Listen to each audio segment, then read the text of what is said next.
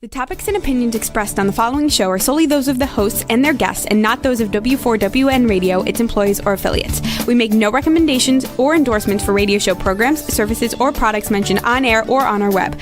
No liability, explicit or implied, shall be extended to W4WN Radio, its employees, or affiliates. Any questions or comments should be directed to those show hosts. Thank you for choosing W4WN Radio. This is Beyond Confidence with your host, Divya Parekh. Do you want to live a more fulfilling life? Do you want to live your legacy and achieve your personal, professional, and financial goals? Well, coming up on Divya Parekh's Beyond Confidence, you will hear real stories of leaders, entrepreneurs, and achievers who have stepped into discomfort, shattered their status quo, and are living the life they want.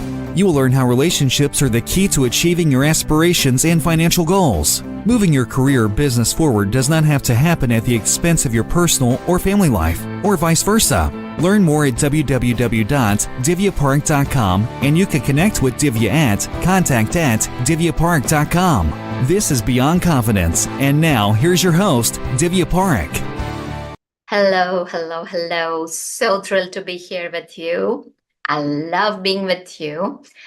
So a couple of updates. Just want to share with you that our books are doing great, and I want to thank each and every one of you, especially for getting expert to influencer. That is going to help you become the influencer who drives meaningful impact. And the Entrepreneur's Garden, that's going to help you build wonderful relationships with yourself, with results, with money, and so many others. Thank you so much for getting those, because the partial profits from both of the book sales go to kiva.org, where we are helping entrepreneurs all across the globe, because entrepreneurs is the species that's going to drive change. And keep that kindness circle going. As we always talk about it, remember to spend 1 hour of your time every month. You can break it up any how you want it, and do a kind act wherever you can. And here's what I'm going to share with you. Today we have a wonderful guest. Welcome, Alice. Hello, how are you? Doing well. So good to have you. Thanks for having me. I'm very excited to be here. Fantastic. So, Alice, we usually start out from the childhood. Do you recall a moment or anyone that has left a mark on you and you still remember that? I absolutely do. I had a fabulous drama teacher when I was in high school. She was my number one cheerleader. She really saw my talent early on. She cast me. I was like the very first junior to get cast as the lead in the senior production because she thought that I was really talented. So she has left an indelible mark on my heart. And that takes us to celebrating our teachers, because we don't realize our educators have such an important role in shaping the leaders of tomorrow.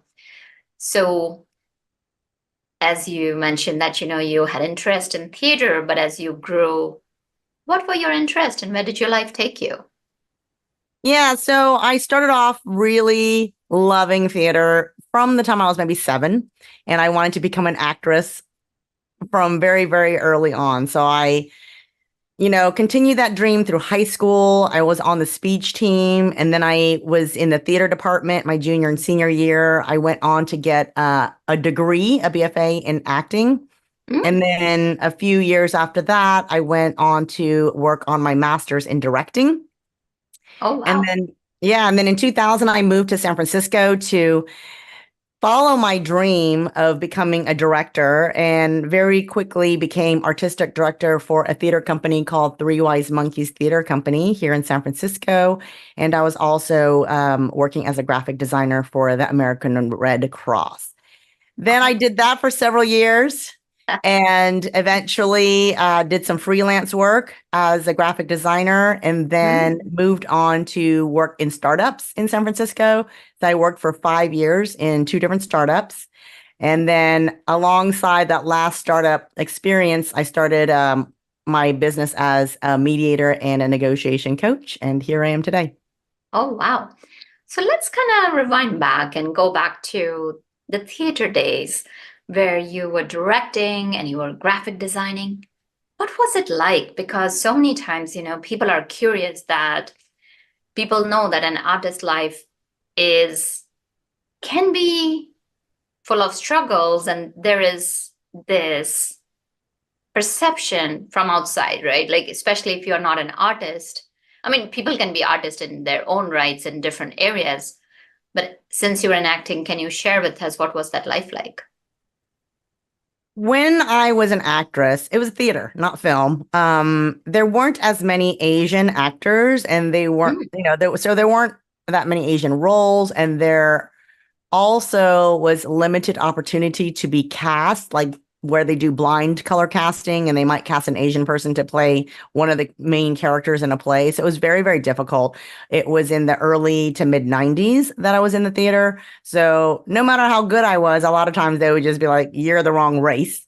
And so that was really difficult. And so that's sort of why I moved more towards directing, because I felt like there were more opportunities. Now, mind you, still at that time, most directors were male, not that many female directors, but I really enjoyed the craft because I had a wider control over the entire production. As an actor, you only have control over your character, and that's it, right? So you don't have any other control over the arc of the play or the scenery or the music and any of that. So I was really able to explore my artistic passion in directing because I was able to really work with a lot of the different designers on the production.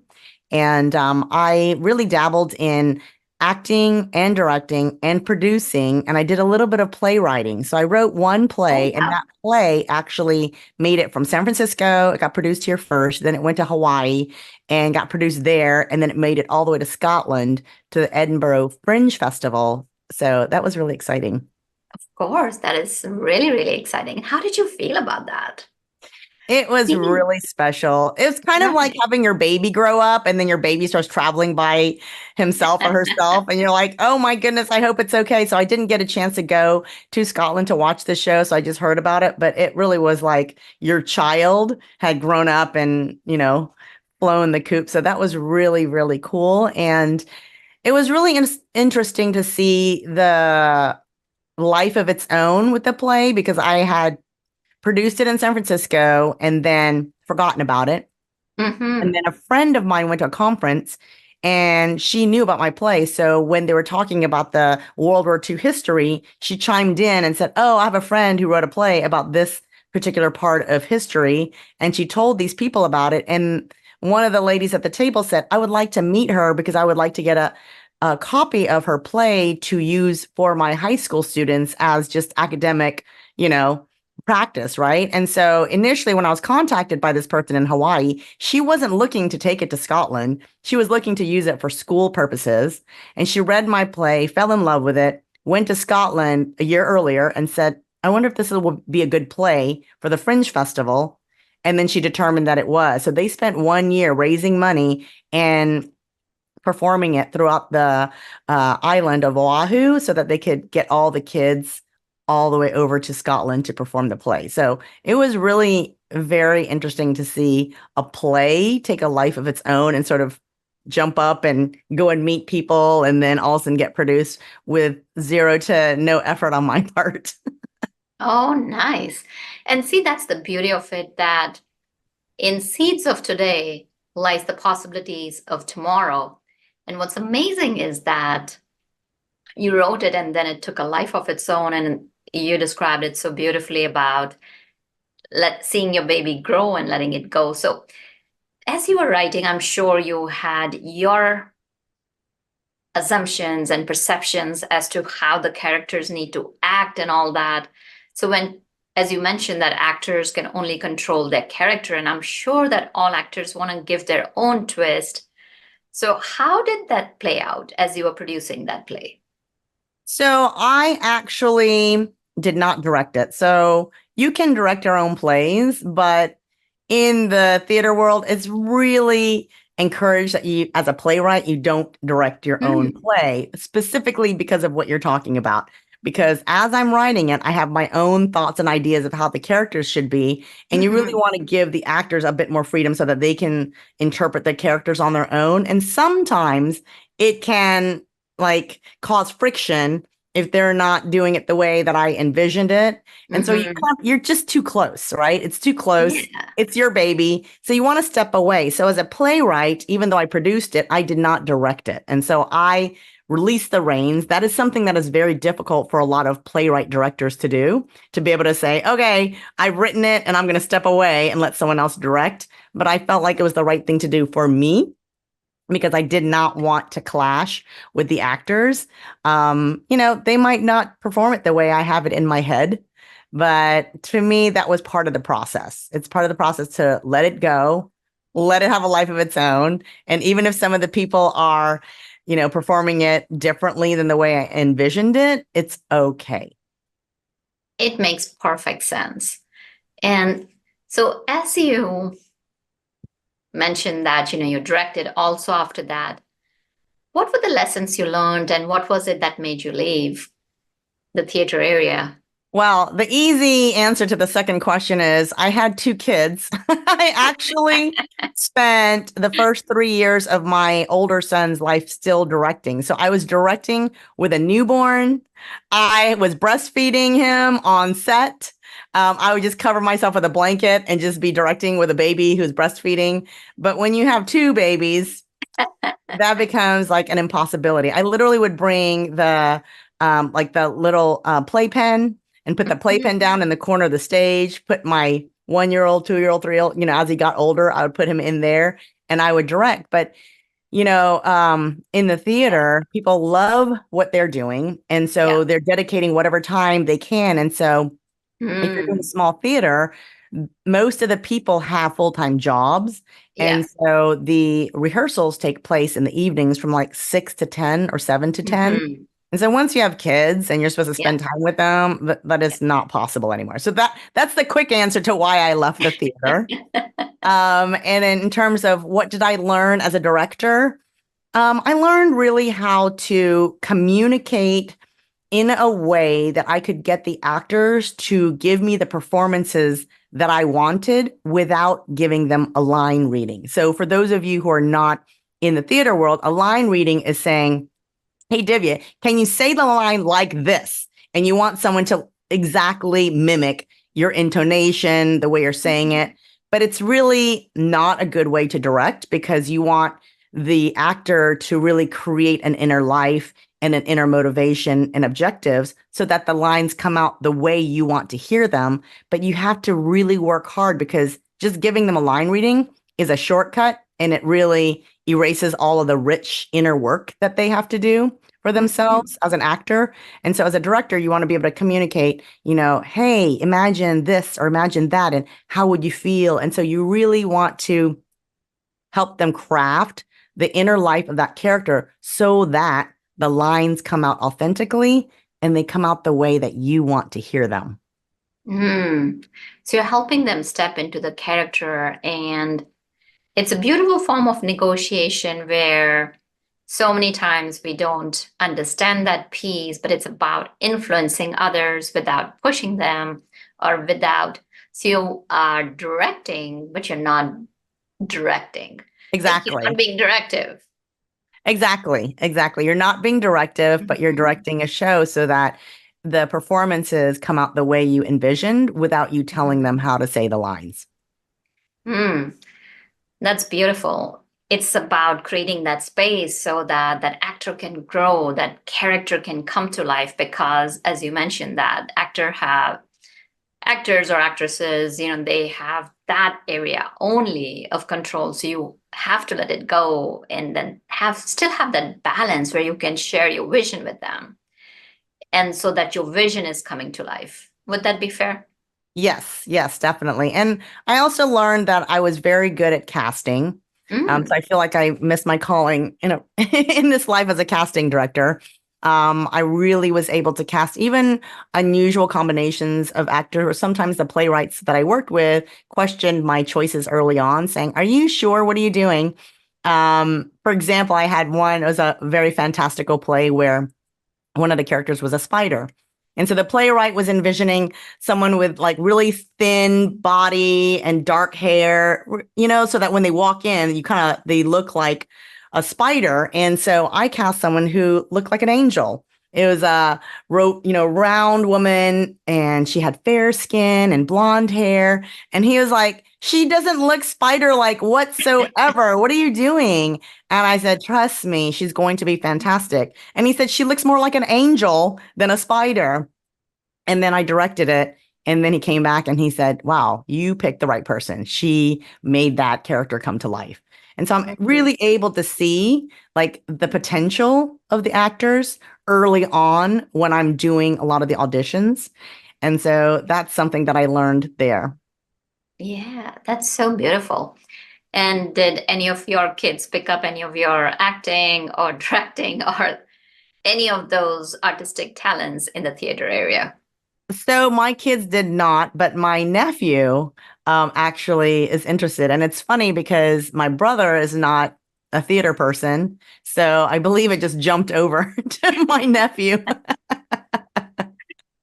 Well, genes have a really fantastic way of just kind of showing up, and you don't know where what shows up. And yeah, between dominant and recessive genes, of course, we're not going to go into genetics 101. Now, that said, you mentioned that, you had kids and you wanted to spend time with them. So how was that phase?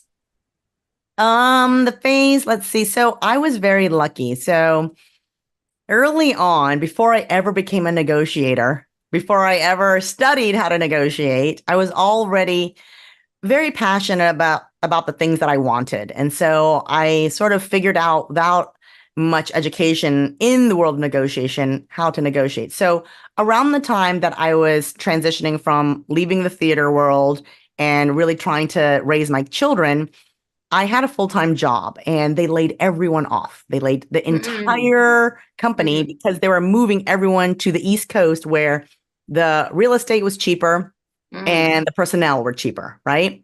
So at the time, I felt like, okay, so I have one client who is remote, like while I was working for that company. So already, even though I'm going into the office, I'm on the phone with my client and doing graphic design for this client far away, right?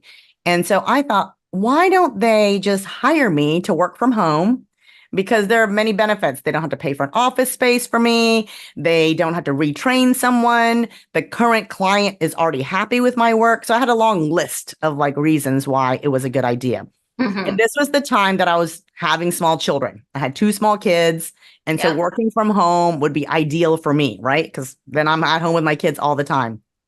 And so I made the pitch to the new boss, and the new boss said, no, nothing personal, but I want to hire everyone I know, all my people. I don't know you. So the answer is no. And so most people probably would say, okay, I tried, but I did not feel like that was good enough of an answer. So I went and got a meeting with her boss, the VP. He again was a new VP who was going to be on the East Coast. And I pitched the idea to him and he said, I think it's a great idea. I'm all for it. However, I'm going to let her be the final decision maker. I'm not going to force her, but I'll put in a good word for you. So I thought, okay, this is still not satisfactory to me. So then I went and talked to the client and I said, do you want me to continue working with you? And they said, absolutely. We love you. We love your work. And I said, please put in a good word because the word on the street is that she is not going to retain me. So please let her know you would like to keep me. And I had one more VP that I went to and I said, you like my work, don't you? You think I'm a good, graphic designer, don't you? And she said, yes. And I said, please put in a good word for me. So I got another meeting with the boss and she said, okay, I'm not really happy about this, but I'm getting so much pressure. I'm going to give you a 3-month trial period to be able to work from home. Now, I still wasn't happy because I thought 3 months is nothing. Like it'll be done right away. Right. And the client told me, just relax. Let's see what happens. Let's do these 3 months and let's work it out. Well, because I was out of sight, out of mind and getting the work done, she sort of like forgot about me. Like I'm getting the work done and she doesn't have to supervise me. And those 3 months turned into 8 years of working from home so that I could do work, get paid, and still raise my kids while they were little. Oh, a perfect option for a mom. and no supervision. So that's even better. And your client is happy. What more could anyone want? Exactly. So, as you mentioned that you were going through this good 8 years, your kids are grown up. What made you go into the field of negotiation, and how did you learn the art of it? Yes. So about 11 years ago, I started a part-time job where I was managing au pairs and host families. And for your listeners who are not sure what an au pair is, they are live-in caregivers for your children. And typically they're from a different country. So Americans can be au pairs, but just not in America. They would go to a different country and be an au pair there. So you live with your host family, you take care of the children, and you earn a stipend.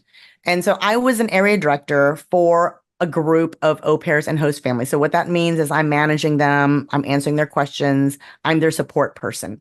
And so part of that job included mediating between the host families and the au pairs whenever there was any kind of conflict. So it could be that the family's not washing the dishes ever and the au pair is not happy about it. It could be that the au pair is coming home late past curfew. It could, there's so many different things it could be. And then if they break the match, it means that they're no longer going to be working together and the agency has to find a new family for this au pair.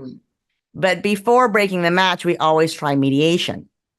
So I kind of like started that way. They didn't train us. They just threw us into the deep end and they said, go mediate with these families. And I recognized at that time, well, first of all, my very first mediation, I was terrified.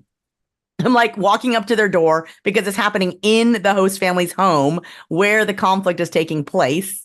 And you're knocking on their door thinking, oh my gosh, these people are fighting. I'm going to go in the middle of their fight and I hope this doesn't blow up. And so I went and started doing it. And several mediations in, I realized, okay, no one ever gets mad at the mediator because I was afraid people would start blaming me for the conflict. And two, I was usually able to get it resolved. And three, both sides were usually very grateful for my support. Like no matter what the outcome was, both sides say, thank you so much. I really appreciate you being there. And so I started to realize, oh, I have like a secret power here that I did not know that I had, which is the ability to mediate and mediate successfully. So in 2016, I went and got certification and I started my own business. And as I began to do more and more mediations, I also became more interested in negotiation because it's similar, right? It's communication. Right. Yeah. And so I took a lot of classes. I took online classes through Harvard, through Yale, through University of Michigan, took all the classes I could find about negotiation, and then started my own negotiation academy where I teach entrepreneurs how to become better communicators and negotiators. Very powerful. So tell us, since you have had so much experience, practical and experiential, so what skill sets does a good negotiator need? And I'm not talking about having a career like a negotiator. All of us, whether we are in our personal lives, whether it's with our family, our kids, or with our friends, or with your colleagues, if you're an entrepreneur as your clients, regardless where you're at, we are negotiating at a certain point in time. So what are some of those skills? So number one skill is the ability to listen deeply. It's almost like an art. I feel like it's a bit of a lost art, especially with devices now. People are like half listening to you while they're looking on their phones or they're texting someone. Like how many of us have been in a situation where you're talking to someone and then they just like get a ding on their phone. And so while you're talking, they look down and they're like responding to someone else and then they continue listening to you, right? I feel like it's sort of like a normal thing, except the few minutes that or seconds that they're responding, they're no longer listening to what you're saying. And that just seems to get ignored. So people really need to listen deeply in order to become good negotiators because you have to really hear what is going on, not just the words, but what's the motivation of the other person? What is their emotional life right now? What's happening with them emotionally? So that you know how to approach them properly. So you really want to be able to do that. And the other very necessary skill is to be able to control your emotional life. So if you're getting really heated, you should have self-awareness to know, okay, I can't have this conversation anymore because I no longer can listen, because very heated emotions stop you from listening. You might still be able to hear something, but I would say it's somewhere between 0 and 20% of what is being said. And I'm saying this from personal experience as I help people when I mediate. If I sense that someone is not listening because they're super upset, I will say something like, can you let me know what it is that you heard? And the person will think about it and they will repeat back everything they heard. And it's usually between 0 and 20%. It's literally been 0 sometimes, where someone has spoken for 5 minutes and I say, what did you hear? The person thinks about it and they go, nothing. I didn't catch any of it, because they're thinking about stuff in their mind. They're thinking about how I'm going to respond, right? Or they're thinking about, I'm just really mad. So those two are critical. The ability to self-regulate and have self-awareness of when you're getting upset, and the ability to listen are very, very critical. If you lose either one of those two, you should shut down the entire conversation, the negotiation, because you don't have the tools. They're now not available to you because you aren't listening, and you also are feeling very emotional. Yeah, so what I'm hearing is that be aware of the other person's story, how they're looking at the situation, what is their emotional condition, and how they're identifying that. Yes. Are they taking it personally or what's happening? And then similarly, look at how you are looking at the situation. What's your story? What's your emotional level? And then third is what is it at stake? Because what are you identifying it as? Is it an ego battle issue, or is it just, you're coming to the table to prove somebody wrong?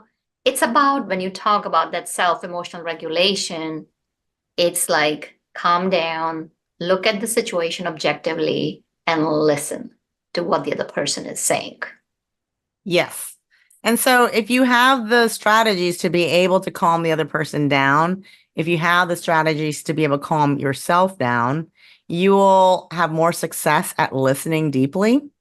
And then you'll have more success at getting through a negotiation successfully, because you'll have kept all the tools at your disposal. But the minute that listening stops, you suddenly aren't able to negotiate as well as you could if you remain calm and you listen deeply. So how can you prepare? Share with us a story or an example that shows how can somebody prepare for negotiation, and walk us through one of the examples. So you really want to think about, what does the other side want? So in the earlier example, I thought about, okay, so maybe the company would not want to pay, it would behoove them not to have the expense of an office space, right? And I'm also thinking it would behoove them not to have to pay to train a new person. And so all these different things, I'm thinking about, what are the benefits for the other side? So in order to prepare, this can be for anything. This can be a job offer, salary increase, anything. You want to think about, what does the other side want? And also you want to think about what things are easy for you to give them, and what things are easy for them to give you, but are valuable, right? Just for example, for jobs, I always use this because it's an easy example, but it might be super easy and cheap for a company to offer 1, 2, or 5 days of remote work. And it might be extremely valuable to me to get remote work. It doesn't cost them anything, but it's huge for me. It might save me commute time, gas money, time that I can spend with my family, right? And so it's not necessarily financial, it's quality of life. So for me, if I'm negotiating a job offer and I ask for, oh, can I work from home? And they say yes, all of a sudden there's tremendous value in just that piece of the negotiation. So you really want to think about what it is that you want very, very specifically. Don't fall into the trap of walking into a negotiation feeling like you've prepared by saying, I want what's fair, because that is not, fair is subjective. What's fair to you and what's fair to me is completely different. So neither one of us should walk into a negotiation saying, hi, I'm just here to get what's fair. Okay. So that's number one. So you want to really have hardcore numbers or ideas of what you want in the negotiation. So that's part of your preparation. And then think about, what are the interests of the other side? And what do you think they want? What is interesting and important to them? And write a list. So then once you have a list, it's easier to trade back and forth. Sometimes people go in, let's say I used to do mediations for small claims, and they would talk about like a landlord and a tenant are negotiating the security return of the security deposit, right? Let's say it's $5,000. So it's worth going to court over. The landlord says, yeah, you destroyed my apartment. You like hung up your paintings and this, that, and the other, and there's holes all over my wall. So I'm keeping your security deposit. And the other side might say, no, I don't think you should keep all 5,000. So now they're just arguing money, but it's a lot easier if you also add in time. Yep. So maybe you can say, okay, well, if I give you more money now, can I give you less? But if you want more of the money, I'll pay it over, like a payment plan, for example. Or what are other things that you can throw into the mix in order to get what you want? If you happen to be able to do handyman work, maybe you can say, hey, how about I go in and I fix all the walls, the holes that I made, and then you return, a large portion of my security deposit. So really think about what can you offer in order to get what you want. So I have a really good, a fun example. So I had a couple that were divorcing. And at the very beginning, the woman said, oh, we both have a car and both of our names are on it. So I would like you to take your name off of my car and I'll take my name off of your car. And he said, oh, not so fast. I kind of want to hold on to that until we figure out what this whole thing is. And she was very upset because she thought that was a no-brainer. And so I said, okay, hold on. Let's just pause. Let's just put that one off to the side because you're not in agreement and let's continue. So we continued for another hour. And then about an hour in, they started talking about the outdoor patio furniture. And he said, well, I would like to keep the whole thing. And she said, no, I would like half because it's half mine. And he said, what is the point of having mismatched furniture? If you take half and I go buy some more to replace it, now they're not going to be matching. So what is the point of that? And so I said, hold on. Would you be willing to I asked the guy, if you want to keep the whole patio furniture as a set, would you be willing to take your name off the title of her car? And he said, done. He didn't think about it. And she said the same thing. She said, I'll give you the whole patio furniture if you sign my car back to me. And so this is where you're negotiating across different issues, but something's important to one person and another thing's important to another. So you can trade it equally because each, for him, the patio furniture is more important. For her, the title is more important. So they just switched, right? Yep. They traded. It's again goes back to the first skill that you mentioned is about listening deeply and understanding what's important to them. So now let's say entrepreneurs, right? Not every entrepreneur is skilled in handling objections when they are speaking to a potential customer or even an existing customer. So especially on a sales call, can you share how entrepreneurs can negotiate from a place of integrity? Sure. So, I really do a lot of sales training, but I don't want people to think oh yeah, sales training is really uncomfortable. I don't want to do it. Or, these scripts that I get, I don't work off of scripts. I don't think people should work off of scripts, mainly because you stop listening. Because the idea is you don't want to go off of a script because what you're going to ask next should be determined by the answer that just came to you, right? And so if you're anticipating to ask a next question, you're not really listening deeply. So I think really the main thing to do if you're trying to sell is you're trying to understand what are the other person's pain points. And then you're trying to determine, are you able to solve their pain points? So really ask a lot of questions. And I always tell people, if you're trying to sell something, you should be doing the least amount of talking. The other side should be talking because you should be asking a lot of questions. So if you're trying to sell your service and you find that you're talking a lot, you need to be wait, I need to stop. I need to stop talking and I need to listen more. Sales calls should be about 80 or 90% listening and 10% talking, right? And so you really want to ask a lot of questions about what do they need? What is their ideal? What would they like? What is their budget? really just dig very, very deeply into like what they want, what they need, what solutions are they looking for, what kind of budget. And you want to think of a sales call as really just a deal negotiation. So it's not about like me trying to sell you my services. It's about how can I help you? Do I have the services and products to be able to solve your problem? And if so, can we work out a deal so that it makes me money and is also within your budget? Mm-hmm. Right. And so it's really just a back and forth dance to find out, are we a fit? Are we a fit? Are we a fit? And you can always like fine tune that by asking more and more questions so you can determine, oh, okay, we are a fit, or maybe not quite close to fit, but let's see if we can both move a little bit so that we can become a better fit for each other. Yeah. So becoming curious and being adaptable and flexible, keeping other parties' interest, keeping your interest, because a lot of people think that when you're keeping other parties' interest at the forefront, that you have to forsake your interest. It's not the case. You can still have a win-win situation and move through it. So this is great. And as we near to wrapping up our conversation, where can people find you? Where can they connect with you?